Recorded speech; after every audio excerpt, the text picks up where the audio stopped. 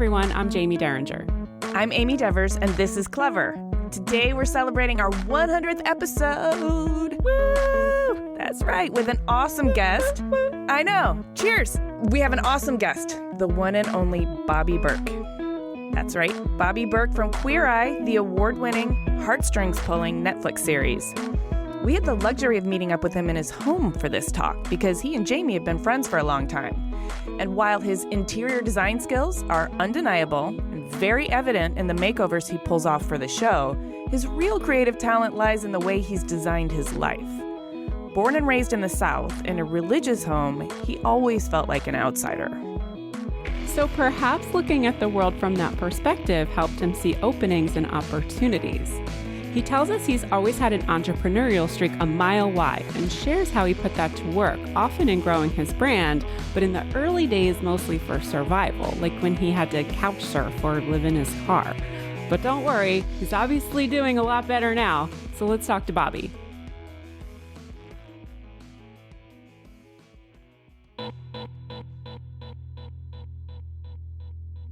My name's Bobby Berk. I live and work in LA, and I own a design firm, and I'm also on Queer Eye. I do what I do because it's fun. Is there any deeper motivation? I mean, money. I mean, that's always everyone's motivation. I appreciate the honesty. Yes. It's always great to enjoy what you do and also be successful at it. So, yeah. We'll start at the very beginning. So you grew up in the South, in Missouri. Why don't you tell us a little bit about little Bobby growing up in the South? What was your family like? I grew up in a really small town. I went to a one-room school. Kind of Little House on the Prairie-esque, but dirt floor, or did you? No, not like that. We weren't that hillbilly. No, it was a private Christian school, and it was one of those. It was called an ACE school, which stood for Accelerated Christian Education. And we had our own workbooks that were called PACEs, and we all had our own little cubicles that faced the wall, and we would work at our own pace. So when I left in the 6th grade, I was already doing 8th grade work. Which if you... Always an overachiever. Yeah. If you were an overachiever, it was great. If you were an underachiever, not so great. Because, you would be doing... There were some kids that were doing work, if they were in 6th grade, they were doing 4th grade work. So it was weird. Like you had your own little cubicle facing the wall. The principal, she was an actual accredited teacher. But the other teachers were just like volunteers. So if you needed to use the bathroom or you needed to read... out loud, you would put up your American flag at the top of your cubicle. But if you had like a real educational question, you put up your Christian flag, and then the principal, she'd come over and help you. Yeah, it was interesting. Needless to say, 6th grade, I begged my parents to let me go to middle school at a public school. And finally, they conceded. Did they put you in this Christian private school because of proximity or because of beliefs? Beliefs, yeah, okay. Not proximity. No, okay. No, it would have been much easier for us to be on a public school bus. Did they let you go to the public middle school? Yeah, they finally did, which then pulled my sister out of the private school as well and put her in public school, which she started her junior year in high school in public school, which was a big shocker for her because she had been in that little school of less than 20 people her whole yeah. Wow. And she was a shy person as it was. So it wasn't the best thing for her. But for me, I liked it. Okay. Yeah. And what was your relationship with your parents growing up? Like, what was the family dynamic like? I mean, typical Christian family. My mother definitely was very much a control freak and liked things done a certain way. Very overprotective. But yeah, I mean, at the end of the day, she was a good mom. Okay. Yeah. Your dad was the breadwinner?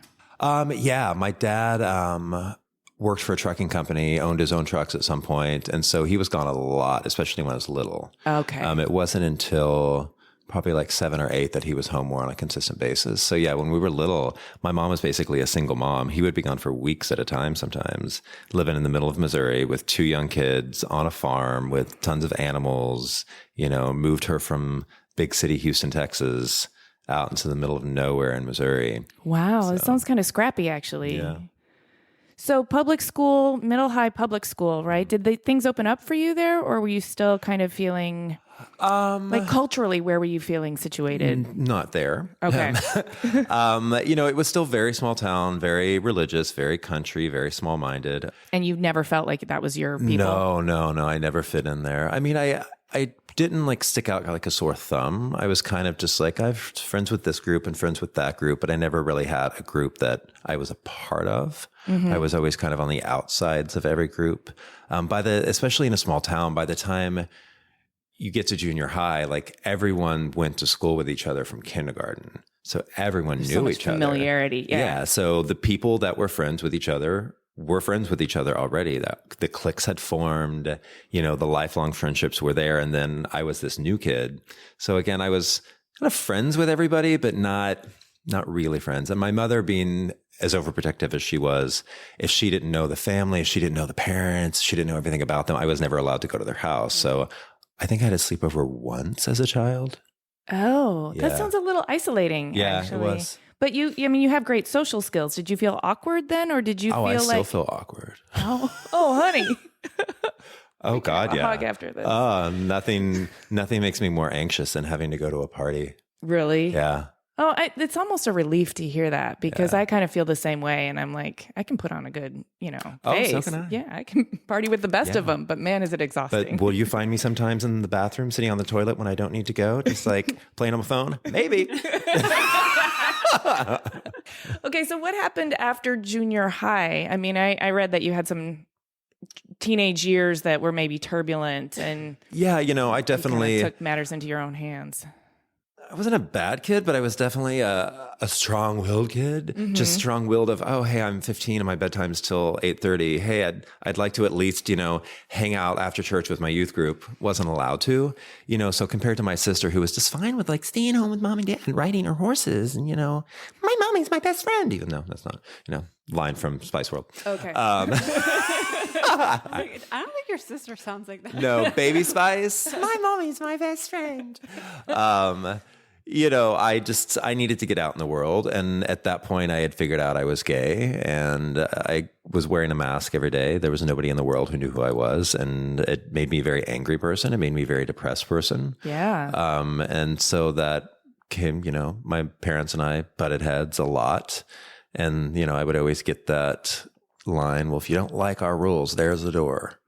And then one night we got in a big fight and they said that and I'm all, bye. And I left. Never went back. On foot? On a horse? No.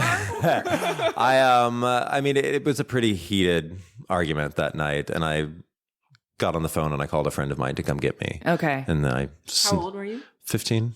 Yeah. I snuck out the window and climbed down the gutter and. Did you ever go back No. or that? Oh, where did you venture? Did you go off to seek your fortune? Yeah, for the pot of gold. I lived in my car. I lived on friends' sofas. Eventually I got an apartment, but then I realized I couldn't afford to live and eat and go to school. So that's when I dropped out of school, beginning of my junior year. And you're still an angry, masked youth, like trying to figure out where. At that point, no. At that point, I came out. Like once I left home, I came out.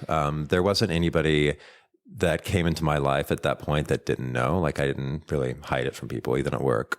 When you came out and all of the people that you interfaced with thereafter knew that you were out, did your parents know too? Or? Yeah. Okay. I had a friend that outed me. Oh. And so they knew. Okay. Yeah. And so there was a few years we didn't really speak. Okay. Yeah. That's rough. But did you feel sort of liberated too in that you now kind of were absolutely. your own person and could go do your own thing? Yeah. I've always been my brain's fried. Where's my words?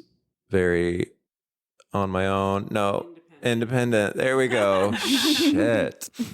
I want to know where your creativity started. Were you always a creative kid or did it come out later in life? Yeah. I mean, I remember even at like 5, maybe like redoing my bedroom, changing the colors, bedspread and art. And yeah, it just was, my mom was crafty when I was little. Like she always sewed our own clothes and made our own Cabbage Patch dolls. You remember Cabbage Patch dolls? At the craft store, you could buy just the heads and she would make the bodies because the real ones were too expensive. Yeah. So she was always like fixing up the house and, painting. And so I think I got it from her.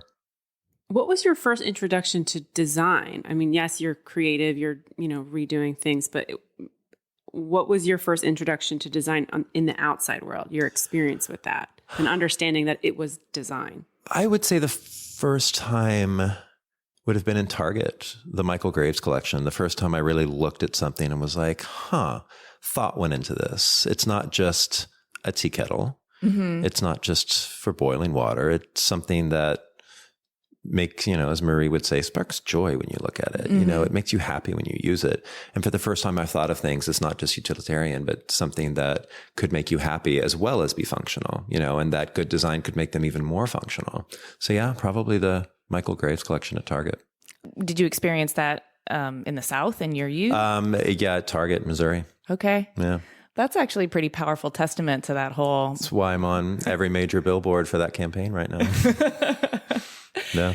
So how did you decide to leave the South? What's that story? I think I was probably 17, and I was taking a friend to work one day, and the road was blocked that we normally take. And so I went to cut through a hospital parking lot, and every exit was blocked. And finally I came to a screeching halt. I'm like, this is my life. I'm trying to just get somewhere and everything is blocked. Every exit is blocked. And I remember just screeching to a halt, opening up the car door and just sprawling out in the parking lot and just being because I wasn't going anywhere with my life, but I just knew that wasn't okay. That wasn't enough. I had no idea what I wanted to do. I had no idea where I wanted to go. I just knew that it wasn't going to happen there. I needed to be somewhere that challenged me and pushed me and got me in a different direction. I knew one person in the world really outside of Missouri, and that was my friend Jesse, who lives in Denver. And we had met on ICQ years before that. I don't know if you remember ICQ. I do. Uh-oh. Uh-oh. That was a little sound it made when you had a message. And so I called him and I'm like, I've got to get out of Missouri, but I'm like, I don't know how. And he's like, come to Denver. I'm like, I can't. I don't have anywhere to live. I don't have money. I don't have a job. And he's like, I'll work on the place to live. You work on everything else. So he calls me back an hour later and he's like, all right, my college roommate has an extra bedroom. You can live there until you find a place. I'm like, okay, well, I still have no money. So I went to work. And at the time I was working multiple jobs, one of them being a stock boy at the body shop. And I went in and I told my boss, I was like, I really want to move to Denver. I've got to get out of here. She's like, oh, all right, well, that's nice. And then an hour later she comes out and she's like, all right, you're the assistant manager of the body shop at the Denver International Airport now. Okay. So I have an apartment. I have a job. And I'm like, but I was broke, paycheck to paycheck, getting payday loans, broke. My rent was $400 a month and I had 2 roommates to afford it. And so I went home and I looked and I had a big DVD collection of DVDs that I had accumulated from friends and stuff. And so I went to Hastings Music, which is no longer, and I sold them all and I made $500 and I used that to get a U-Haul and a trailer to haul my car and loaded up the truck and I moved to Denver. I never knew you moved to Denver. The breakdown in the parking lot and in the driver's seat of that U-Haul all happened within 24 hours. Oh, wow. I was like, I know if I do not do this now, I'll talk myself out of it. I think that's how I've done a lot of things in my life. I'm like, if I don't do this now, I'm going to talk myself out of it because this is a really stupid thing to do. But I remember my friend Jesse took the Greyhound out to Missouri to ride with me to Denver. And I came up over the horizon on I-70 and saw Denver out there and was just pulled over on the side of the road and started crying. I was like, I have made the biggest mistake. This city is huge. I'm never going to be able to make it here. What was I thinking? And then fast forward 3 years later, I'm like, this city is so small. I've got to get out of here. I got to go to New York. What was I thinking? Yeah. But Denver was a great little stepping stone. I definitely came into my own in Denver. I got my party days out of the way at a young age, my fake IDs, the after, all that, Mm-hmm. By the time I got to New York, I had kind of worked all that out of my system and I was ready to focus on life.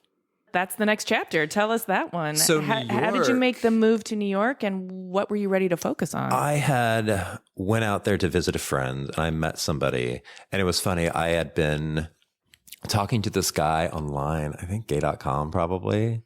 And we had been chatting, nothing big, just randomly chatting. And I went to visit a friend and I went to a club in New York and I was walking through this club and somebody ran into me and spilt their drink all over me. And I looked up and it was the guy I had been talking to online. Get out. Yeah, had no plans to meet, nothing. And I was like, Tim? He's like, Bobby?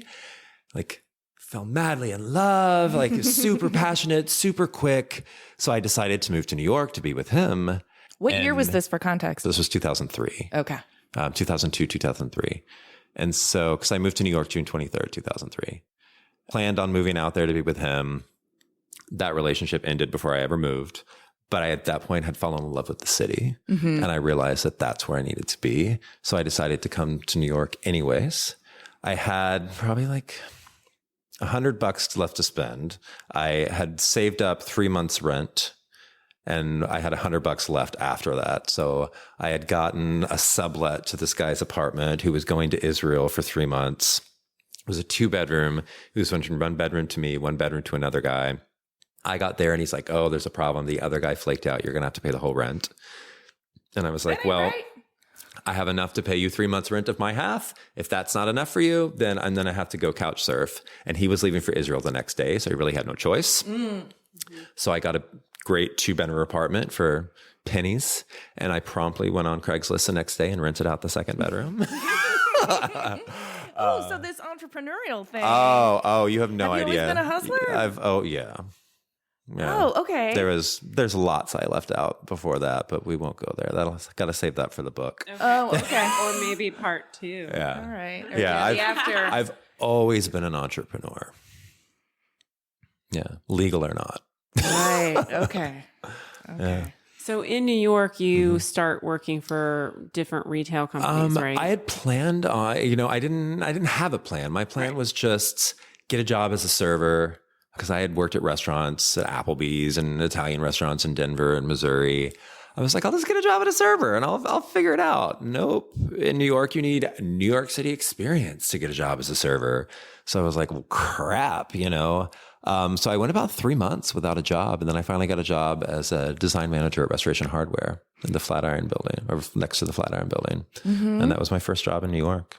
And I mean, I got fired while Tom Felicia was filming Queer Eye upstairs. No way. Yeah. How did you get fired? The night before, we were getting the store ready, and being the perfectionist I was, we were there way later than we were supposed to be. Forgot to clock everybody out. Oh. The next day I went in and we were there till like 1 and they had clocked us out at 8. I went in and I saw that the general manager had clocked everyone out at 8, assuming that's when we left. So I was like, well, no, that's not right. So I went in and fixed everybody's time, including mine. Mm-hmm. Well, there was another manager who wanted my job. And so she went in and tattled that I had changed my own time, which was completely against the rules. I had actually fired somebody the week before for doing it. And so the GM was like, I have to fire you. Okay. And it's funny, when I got cast on the show, she messaged me. She's like, aren't you glad I fired you? And I was like, yes. Like, we kept in touch throughout the whole years. It wasn't like you're awful, I'm firing you. It was I have to. I'm sorry. Yeah. And so her name was Callista, and her and I have kept in contact all these years. You just mentioned Queer Eye, so we've got to connect the dots from this job at Restoration Hardware all the way up to Queer Eye. And I know there were other retail operations in there. So what can you tell us about your professional trajectory? After Queer Eye, I went to Bed Bath & Beyond. No, not after Queer Eye. After Restoration Hardware. Okay. Yeah, after Restoration Hardware, I went to Bed Bath & Beyond, worst job I've ever had. Used to cry walking to work. And then I started working for an Italian linen company. They were wanting to expand their business in the US. So they wanted to bring me in to help with, all things American. And we butted heads from day one, like, for example, Americans like flat sheets. No, they don't like a flat sheet. Just a duvet cover and the fitted sheet, just things like that. They wouldn't listen to me on. So eventually they fired me, which I've been fired from every job I've ever had. Chrissy Teigen and I, we wear it with a badge of pride, been fired from every job we've ever had. They fired me, telling me I was worthless, would never amount to anything. So then that company was manufacturing for Portico. And so the owner of Portico, which had gotten to know me, he was like, come work for me, dude. Portico was a home store. Portico was a home store, a super cool high-end boutique. Like, I remember when I first moved to New York, I'd peer through the window and be like, maybe I'll be able to afford to buy a towel there one day, But they also had a spa line, like shampoos, conditioners, and which was in every Hyatt hotel all across the U.S. So I started managing their Soho store, and then I worked my way up to buyer, and then eventually creative director of the company. They had filed bankruptcy multiple times throughout the years. They were never really able to pull out of it. And so in 2005, Yeah, probably 2005. They had filed bankruptcy. I was running the website from my apartment on the Upper East Side. I was the only employee left, but the owner had said, "Oh, if I get this out of bankruptcy, I'll make you a partner." And so I was keeping the company going. I had fake employee names and emails, making it looking like this, and I had started selling Gus Modern on PorticoHome.com because Portico wasn't able to manufacture their own merchandise anymore. So I was bringing in other brands. And the intellectual property got sold in bankruptcy court. So I got a letter from the court, cease and desist, shut the website down. So I'm like, well, crap, what am I going to do? So I registered BobbyBerkHome.com and I cloned the e-commerce site that I had built for Portico, including all of Gus's products. And I launched it on BobbyBerkHome.com saying that maybe I'll sell a sofa or two while I look for another job. I sold a few more than that. I remember, though, getting a email and letter from the owner of Gus saying, cease and desist, take our products off your website. We had a relationship with Portico, not Bobby Berk. You do not have permission to sell our product. And so I remember calling her and being like, hey, give me a chance. Your relationship was with me. I was the only employee there. Yeah. You just didn't realize it. Yeah. And then fast forward to a year and a half later, we were their biggest U.S. retailer. Wow. Yeah. So... And anytime we butted heads throughout the years, I'd be like, wait a minute, remember when you didn't want to sell to me? And now I've paid for a couple of vacation homes, give me my way. So you opened up retail at that point. Yeah, the website started doing really well. And back then there was no one else. There was Velocity Art and Design out of Seattle, John. Oh. I know he was the first one to go, sadly. And I think it was Velocity, me, and either Too Modern or Design Public. I think it was Too Modern was the original, and then Design Public came onto the market. And so back then there was, you really couldn't buy furniture online. B, you definitely couldn't buy modern furniture online. And my biggest hurdle back then was getting companies to sell to me, because if you weren't brick and mortar, they wouldn't sell to you. It was such a new thing to sell things online. Mm-hmm. Manufacturers didn't want to upset their brick and mortar retailers by selling their products online. So they just say, no. So Gus was my very first that I was able to get on there. And then, I'd go to High Point. I'd try to get manufacturers to sell to me and nobody would. So finally I get a call one day from the Italians. And they're like, hey, we see you have your own brand now and it's doing well. And we have a store in Soho and it's not doing well. Do you want to buy me out? And so I was like, wait a second. I thought it was worthless and I'd never amount to anything. But yes. So they had about $600,000 in debt, which back then it might have well been 60 million to me now. Mm-hmm. That was a massive amount of money. But they offered to let me buy half the company for $50,000. Plus all the debt. And so all of my friends in finance were like, no, that's the stupidest decision ever. What are you thinking? It's not working for them. Why do you think it's going to work for you? And you'll be able to pay off the debt. But I looked at it as a huge opportunity. Brands work decades to have a store in Soho. Once you're in Soho, you are legit. You are a brand. And I'm like, if I can make this work, I can skip decades of hard work. By instantly, my brand is legit. It's in Soho, New York. Mm-hmm. So I took it on. I initially turned it into a sample sale location for Italian bedding. I called all their suppliers that they owed all this money to. And I'm like, hey, if you send me more product, I will pay you back. And I paid off all the debt within 9 months. And then they started siphoning money out of the company once money was coming in. And I had to have a little talk with them and about the massive amount of tax debt that they had and massive amount of loans, 9/11 loans that they had taken that they never paid, and reminded them that if they just didn't sign the rest of the company over to me, that they might get caught in immigration the next time they came back through the country, because they were just literally robbing me blind at that point. Really? Yeah, I had paid all their debt off. And any profits that were coming into the company, they were just siphoning out from Italy. Never heard from them again. Still haven't. No. So then I turned the store into a Bobby Berk Home. And I think months later I met Jamie.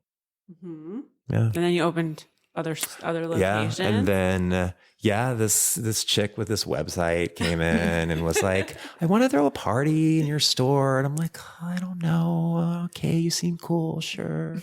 It was for ICFF, wasn't it? Mm-hmm. The very first one. Yeah, we did a few years in a row. We did a couple of exhibitions. Yeah, and East meets West. Cocktail parties and super fun. Yeah. Then I opened up Miami. and then Atlanta, and then LA. And the brand started getting awareness. And that was always the plan with the stores. Like, I never wanted to be in retail. Having worked retail for years, like, that was not my goal. It's really hard. It's a hard business. Especially when you're not huge. As the owner, you have to deal with everything. And when you have a manager that quits, you're on a plane. Like, 2014, I was in Miami 90% of the year because I couldn't find a good manager, and it was just horrible turnover. And then while I was in Miami dealing with that, I was getting calls from LA that my manager there had passed out drunk in the office. Like, yeah. And so it was a lot, but the plan was brand awareness, get the brand out there, let people know who I am, what I'm about, so I could start attracting licensed partners. And it worked. I started becoming known as an authority in design, and for especially millennial design. And though I wasn't an interior designer, would help design people's homes, my customers, but no design background, no education in it. And so around 2015, I decided license deals were happening. Leases were starting to be up. Rents, my rent in Soho was going up to $72,000 a month. And I already worked for my landlord, I felt, at $35,000 a month. So I'm like, all right, I need to rethink this business. I need to start going into product design, licensing more. My husband and I decided that we wanted to move to LA. We were done with New York. And so I first closed Atlanta. Yeah. Atlanta, we went in way too soon. Atlanta, I had a CFO that was working for me. He talked me into opening up Atlanta store. Remember? In the end, he talked me into opening up Atlanta store and moving the corporate offices down there. So I wouldn't see how much money he was yanking out of the company. So he went to jail. I kept that store for like a year or two more. Just the neighborhood we were in Midtown Atlanta. Did you have to prosecute him and send him to jail? Yeah. But in Georgia, like, you can pretty much get away with anything. So he just got community service. Got a felony on his record though, but community service. Yeah. Dude. Yeah, we went into Midtown Atlanta. It was a beautiful 9,000 square foot, 2-story store. It was gorgeous, but it was too soon. Like, if we went there now, it would have been done great. Like, even CB2 was on our block and they closed their store too. So Atlanta, and then I closed LA because I could not find a good manager out there. The one I thought was amazing ended up passing out drunk in the stockroom. And then I had Miami and New York, and then I had Miami flooded twice. And the second time it happened, it was apartments above. I was like, you know what? Screw this.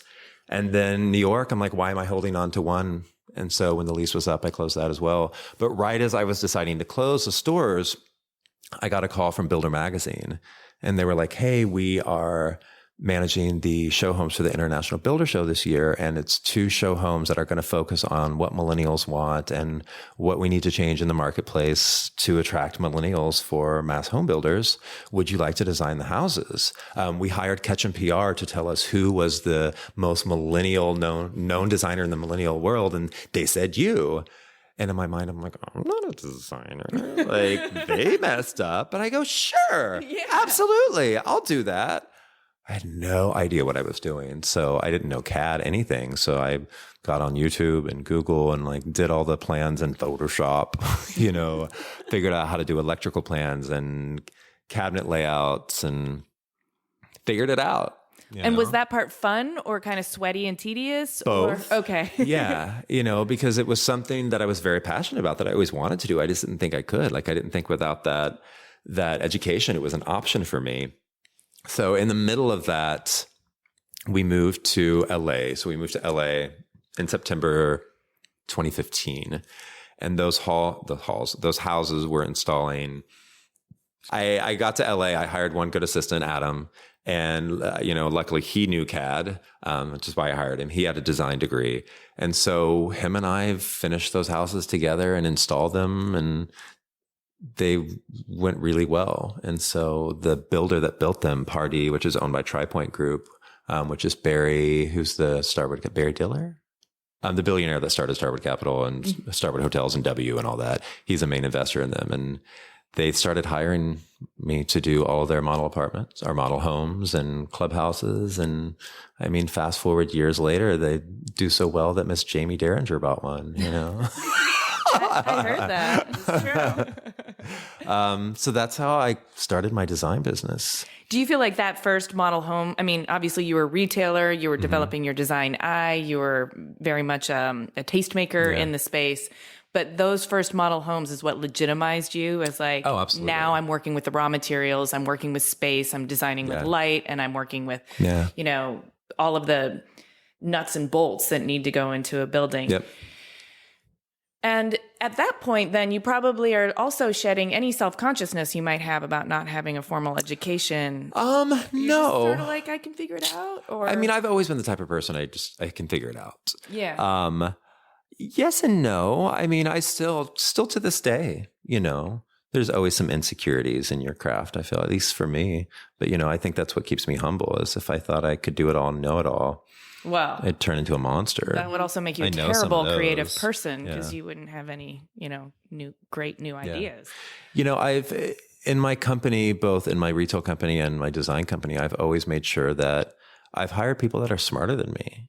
You know, maybe not smart as in, you know, being able to make it work like I do, but people that know more in the areas that I don't, you know, like with Adam. Adam's great. He had the design education that I didn't. He was able to take my ideas and design and put them into the way they were supposed to be.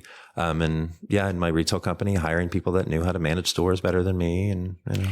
So that brings me to your creative process, because I'm starting to get the picture that your creative process is really about how you bring in the moving parts together and make it work. And I'm sure you have an eye. That's a crucial part of it, but it's also about like the underpinnings of like, well, I need somebody to be able to manage this aspect of it so I don't have to. And I am also going to need to have this happen in this sequence of, like break down your creative process. It's been the same with Queer Eye as well, because especially for season 1 and 2, like nobody knew if the show was going to be successful. You know, we thought it wasn't going to. We're like, oh, this will be a cute little 6 months out of our lives and then we'll just go back to our regular lives.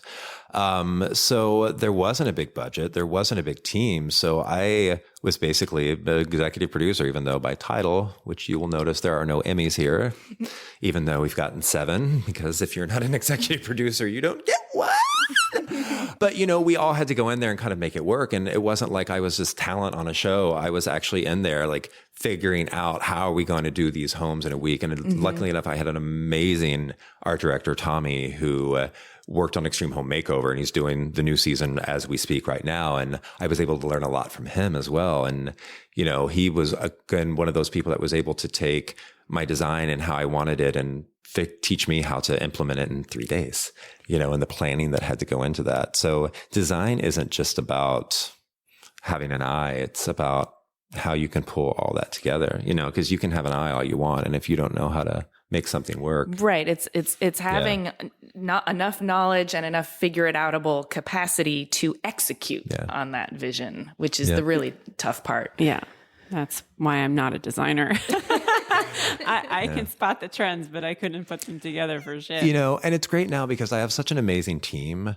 I always look at myself more as like the big picture person. You know what? I'm the forest. I need you to be the trees. And I have such an amazing team now. I can, with the craziness of my life and being gone 6 to 10 months out of the year, I can have those big picture ideas, and I have the team that can really knock them out of the park now. Yeah. That's awesome. Yeah. So then part of your creative process is about relationships. Yeah. Oh, absolutely. And from day one, you know, that's how I was able to make my online business successful, is I made people want to do business with me, not my company. To me, it's always been about relationship. It's always been about the way you treat people, you know, because nobody wanted to give some little online company a chance. But at the end of the day, then they wanted to give me a chance. You know, so relationships and the way they work together is very important. Where did that come from? I mean, I'm trying to pick it up from your youth. It doesn't sound like... No, I mean, I barely had interaction with anybody in my youth. Yeah, I don't know. You think it was just encoded into your DNA? So. You arrived here with it? Not maybe like a need to have those relationships because you didn't have them before? Probably. I mean, I'm sure it's... I'm sure there's all those reasons. I don't know. I don't know if I want to go down that rabbit hole. Ignorance is bliss. all of a sudden the headline is Bobby Berk has a breakdown, and it's the Clever podcast made him self-reflect, and he imploded. We're basically like Barbara Walters over here. And this is Clever Podcast. Well, honestly, I do think if you did crack yourself open and look hardcore at the granular details of yourself, you'd probably be pretty impressed. Thank you. I want to go back to what you were talking about with Queer Eye. Like, you didn't know it was going to get off the ground. You had no idea it would be the sensation that it has been or has become. So like, when you first got it, what were you feeling? I know you had tried to do TV and shows for a long time. Yeah. Like, were you scared? What were you feeling when you got the show? I just assumed I wouldn't get it. You know, I had worked with a couple of production companies and networks before. I didn't want to do TV to be on TV. I wanted to be on TV for brand awareness, to expand the brand. You know, like the stores were always a catalyst to license and eventually sell the company and sell the brand, and the brand to have value. So being on TV was a catalyst for that as well. I wanted to make the brand a star, but since the brand was my name, then in turn it happened with me as well. But yeah, by the time, you know, I got the opportunity to audition for Queer Eye, I had been through so many like networks coming to me going, oh, we want to do shows about you, and none of it ever panning out to where I'm just like, all right, yeah, sure, whatever, Queer Eye, I'm not going to get this. You know, sure, I'll do your little Skype interview. And yeah, that didn't go well. And you were with me, actually.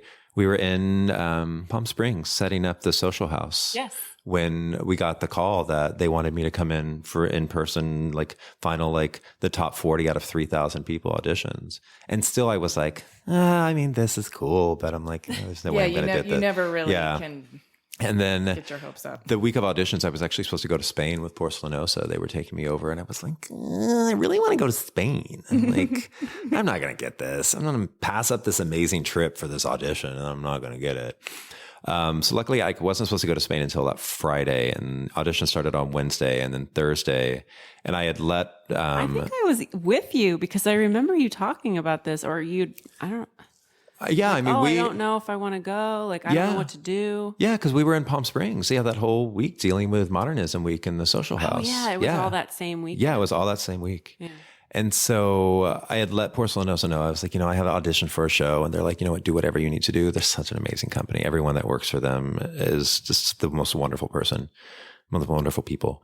Late Thursday night, I still hadn't got a call back. And so I'm like, crap, I need to tell Porcelanosa. And finally at like 12:31 in the morning, I finally get a call from the creator of the show saying, hey, we want you to come back tomorrow. And then he's like, without giving anything away, you're our top choice. And I was like, and that was actually when I kind of had my like, holy fuck. This could happen. This could happen. Like, even when I got the show, I was like, great, I got the show, because at that point we were just so emotionally drained from the audition process. But like that night was when I was like, what? And then I got to the auditions the next day, and they had the top 40-ish was like 4 to 6 people in each category. Mm-hmm, mm-hmm. I got there the next day, and everybody but one person in my category was still there. So I was like, wait a minute, what the hell? I thought they said I was like their number one choice. And so that like messed with my head. But yeah, in the end, got it. Did you have any fears about it? Or were you just like, I'm just going to go with the flow and see what happens? It's kind of just, I'm going to go with the flow and see what happens. I knew there were a couple of show opportunities before that could have happened, but I actually passed on because I had seen so many reality shows ruin people's brands. Like my friend Calvin was on the fashion show, and he's this catty, bitchy, funny guy who's always making snide comments like, bitch, you send the same shit down the runway every week, but I love it. They would edit the, but I love it. And they made him look like a monster. And he had 4 very successful clothing stores before that. And after, they all closed because people were like, I'm not buying from that asshole. So I was always very aware that I have a brand. And if I'm only doing this to better the brand, but if my brand is in the hand of a producer who only cares about ratings, what could happen to that brand? You into the bad guy. Exactly. And then ruined my brand. And so there was a couple networks who wanted to do reality shows about my company. And I'm like, no. I'm like, give me an executive producer role. And they're like, no, who are you? And so I'm like, well, I'm not putting my brand in the hands of somebody who doesn't ultimately care about my brand. They just care about ratings. So by the time I got to Queer Eye, like I knew that Queer Eye, the whole premise, especially the original show, was to make them look like gay superheroes. You know, there was, even if something stupid had happened, it would never make the cut because the whole premise of the show was these guys are coming in to help you. They're never going to make the Fab Five look bad. So I'm like, you know what? I felt comfortable putting my brand in the hands of Netflix and of our showrunner, Jen Lane, because I knew that their only purpose was to make us look good. Yeah. And luckily we're a part of a show that we're able to look good on our own. You know, we're able to do positive, good things. It's not a catty show. It's not a rip you apart kind of show. It's not a negativity show. It's a loving show. You know? There's no competition in the show. Right. You're not like pitted against anybody else or anything like that. And it's not mean-spirited in terms of making some people look dumb or unfashionable. Right. I mean, one of the things that you might have a concern with as when they're rebooting something that was so successful in the original form is, are they going to try and recapture this success by just, you know, making the same lasagna they've made before? And originally that's kind of what it was. So there was definitely some fights going on behind the scenes.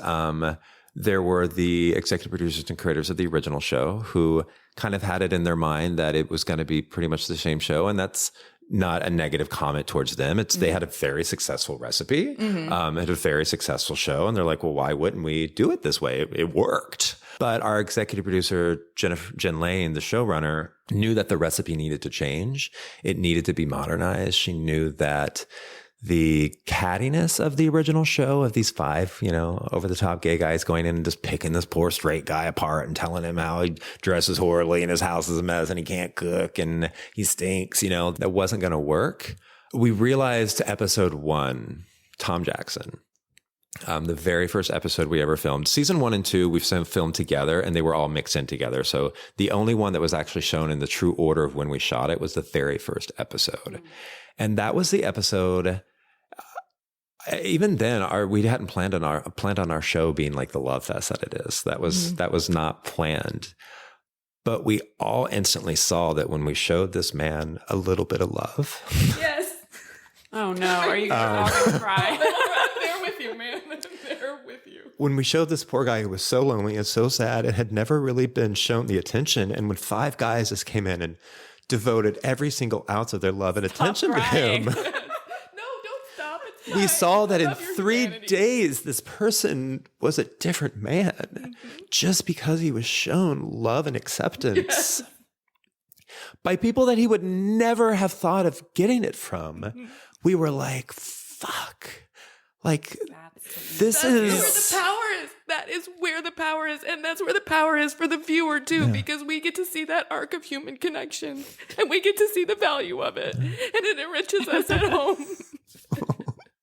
So by the time we got to episode 2, which was Corey, the cop, the 5 of us I don't even know if we had really consciously had a conversation about it, but we felt it and we were like, whoa, this was not what we signed up for. Right. We did not come in here to be emotionally destroyed every week. We came in here to be these 5 catty gay guys that were going to tell you how you were doing everything wrong. But we were like, no, that is not how we need to go about this. We need to go in here and we need to find everything good and amazing about them that they just cannot see about themselves and show them. And so by the time we got to Corey, there was still power struggles going on in the background between our showrunner and the creators. Our ambush, like dossier is when we're in the car, ambush is when we meet them, and de-straightening is when we're like supposed to be going through their house and like finding everything. We're in the house and we're like politely going through things because in my mind, I'm like, I'm not going to go through someone's home and rip it apart.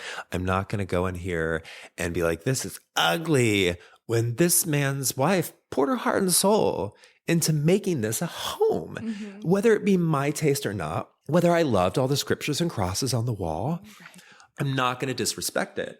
But the creator of the show was like, no. Like I remember us standing in the garage, yelling and screaming at us that bigger, it needs to be more. You need to be ripping things apart. You need to be saying how awful they are. And we're just like, no. Yeah. Like we will not do this. We will try to be more over the top. But this is not the vision that we see. Like, we proved last week what the formula for this show needs to be.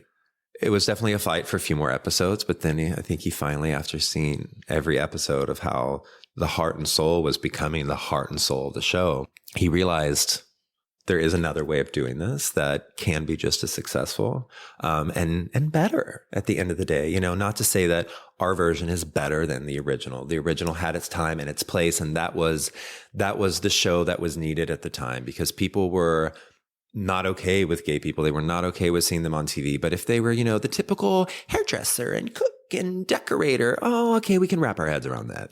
You know, because that's the... that was the culturally sort of palatable stereotype that people could digest easily.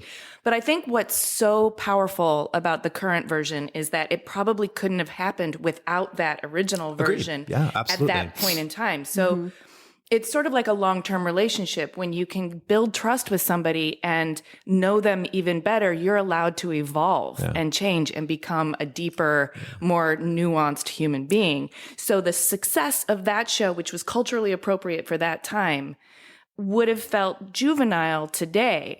But the fact that it had that as a foundation allowed for this tremendous growth and evolution of this show. And what we got as a viewing public is the show that we all needed right now. Yeah. You know, Carson came under fire one time because he made the comment that the original show was more groundbreaking than ours. People got all upset. Oh, you're being so mean and bitchy. Like, I can't believe you're just jealous. And I'm like, I came to his defense. I'm like, the original show was more groundbreaking than ours. Yeah. There were no gay people on TV. There was Will and Grace. Will's not actually gay in person. Sean Hayes was not out at that time. There were, I think Ellen had maybe just come out. Actually, I don't even think she was out yet. There were no gay people, real live gay people out in the wild on television. So absolutely Queer Eye was more groundbreaking than us and set the stage for us and so many others, you know? I mean, just to follow on that groundbreaking metaphor, they took a vacant lot and broke ground and built a house. Yep, we just remodeled it. You remodeled it or tore it down and built a new one. But at the same time, you didn't break the ground there. Yeah, no, they did. It was, both. But I think both of them add up to a power that's greater than them individually. Yep. Yeah. We have questions about your personal long-term relationship. And if you want to tell us about that love story. Yeah. Sure. I don't know that story about how you met Dewey, but I know that you've been together for a long we time. met online. I was living in New York. He was home here in LA for the summer. He had just finished dental school and decided that, oh, wait, I don't want to be a dentist. And so then he decided to go to med school. And I guess he was just online, lining dates up for when he got to New York. And we exchanged numbers. I didn't really think anything of it. And then I got a text from him one day. And we met up and hung out. And that was almost 16 years ago. 16 years ago? Yeah. Like, how would you characterize your relationship? Partners in crime? Or is there, like, does he also complement your weak areas? Or? Yeah. I mean, we've kind of evened out a little bit now. He's definitely taken on a lot of my traits and I've taken on a lot of his, you know. It's but, like when you start to look like your dog. Yeah. In the beginning, it was definitely yin and yang. Like, he barely spoke. Like, all my friends thought he was a snob because he just didn't speak, but he was just like I think I've seen that. Yeah, debilitatingly shy back then. And he was in med school and residency, and he didn't have bandwidth to focus on anything else. He's a very, very much an overachiever in school and in his profession. So yeah, the first few years, it was just, you know, it was just my little buddy that didn't really speak, and any free time he had from med school, he'd, you know, spend with me. And I think after a year together, we moved in with each other. It was almost more of a real estate decision. You know, It's so expensive in New York. We were poor. He had a great student housing. And so we moved in with each other. And the first few years was very rocky. You know, we broke up a few times. I dated other people. But at the end of the day, like, we always ended up coming back to each other. Like, I remember there was one 6-month period where we broke up and I was dating somebody else, but I still spoke to him every single day. Like, the new person I was dating, it drove him nuts because Dewey would call and no matter what was going on, I'd answer. He's like, "You ever going to stop talking to him?" I'm like, "Probably not." And that breakup happened because we were living on the Upper East Side in student housing, 93rd and 1st. it was a long commute downtown. By the time I got home at night to walk the dog, I didn't want to go back downtown and on the subway, and I couldn't afford to take a cab, and none of my friends would come up there. So I was just lonely as hell. I was in my early 20s in a relationship, but with none of the benefits of the relationship, just all the restrictions. Yeah. Because he was in med school and residency. So the few hours a day he was home, he was either passed out exhausted or his face was in a book. So I got Lola and I had my little dog and I'd watch TV all the time, but I was miserable. So I ended up leaving him, and then I realized it wasn't him. It was just the Upper East Side and how miserable my life was. And we got back together, got rid of that apartment, moved downtown, and been together ever since. Is there a stability? I mean, obviously a long-term relationship provides a sense of stability, but your life got really crazy the last couple of years. Has having such a long-term rock helped definitely. you navigate that? Yeah, I think my life personally not changing at all, I think is a big piece of that is him and having him in my life. And, like all the friends I hang out with are still the friends I've had for 20 years, I try to keep it. Because you're a relationship guy. Yeah. You build relationships. Yeah. Okay, so I have one sort of critical technical question about self-care, because when your life gets this crazy and your team grows exponentially and your obligations start to mount and you're not in control of your schedule entirely, how do you take care of yourself and make sure that you carve out time for solitude and self-inquiry, Bobby? Yeah, I know. Our show is all about self-love and self-care, but unfortunately none of us really get any right now. Are you just like gritting your teeth and white knuckling it till you get to a slower pace or you burn out? I have my 5-year plan in mind, and I'm just going to get there. Just going to get there. Yeah. Okay. Santa Barbara, kids, I'll be in the studio in LA 3 days a week. I'll have my pilot's license by then. I'll fly a helicopter down, fly back up on the weekends. Okay. Yeah. All right. Yeah, no, I've always been a workaholic. Even when I had my stores, I worked 7 days a week, 363 days a year. And that's only because Christmas and Thanksgiving, we had to close. Mm-hmm. Yeah. And I mean, there's so many opportunities right now that I just can't pass up. So, right. Yeah. So take advantage while you still strike can. while the iron's hot. Yeah. Seriously. Yeah. So when you say you'll fly your helicopter to LA to the studio, do you mean the music studio? You know what? I don't know. I want to do a lifestyle show. Okay. Think kind of like a Rachel-esque or Martha Stewart. And at that point, I want it to be at a studio in LA. So I don't want to keep doing shows where I'm traveling a lot. I'm already very burnt out by that, because I traveled all the time for my stores. And then I moved to LA, and just for a year and a half, no, not even a year and a half, just like a year, for the first time in my entire adult life, I was home every day. I went to my office, I came home, we'd cook, I would go hiking, I went to the gym every day. And that was the first time in my entire adult life I had a routine. And I loved it. Syrupy time. My really Virgo-ness. I was in soul. such good shape. Yeah. And then I got cast on Queer Eye, and there's no set schedule. It's funny. We always say that when we're filming, it's actually like being on vacation, because at least we're in the same place for 4 or 5 days in a row. Because when we're not, You're all over. all over. We're always on the go. Yeah, because you don't just film; you have to do all the press tours and go to all the different countries. Yeah, and season 1, 2, and 1 and 2, especially a little bit of 3, our press tours lasted like 2 months, because Netflix was amazing with us. They put so much into marketing our show, and I mean, flying us all over the world to do press tours and billboards in Times Square and all over LA. And they really, really put their heart and soul into marketing our show. And I think was one of the keys to the success of it. Luckily now people know the show, so we don't have to go out there and do, weeks of press tours and junkets and shows. And, we do like 2 days, we hit a couple talk shows, and then we go back to filming. But yeah, a lot of the boys are on book tours right now. We'll be doing that at some point soon. Everybody keeps saying, all the other boys have a book. Why don't you have a book? I'm like, I just launched a furniture line in 16 countries. I launched a new website. I have a whole company that I run. None of the other boys do. They have plenty of time to write a book. But you are going to write a book. But they've broken me down now. Yeah. And I didn't want to write a biography. I don't feel, for me, it was the right time for Jonathan, for Tan, for Karamo. Anthony did a cookbook. He didn't do a biography. It wasn't the right time for me. I have a lot of stories to tell from my past, but I'm not ready to tell them. Mm-hmm. Do you want to wait and then write a memoir? Yeah. God, I'm just getting started. Yeah. But there's also a lot of things from my past that could hamper corporate partnerships and it's nothing crazy bad. A lot of things that you would expect from a 15-year-old who had to make it on their own and had to do whatever it took to make it on their own. But I'm not ready to write that. That's not what I want to do. I knew I wanted to do something design related, but I didn't want it to be just a design book. I didn't want it to be a coffee table book. Like, oh, look at these pretty homes. And a design book is so niche.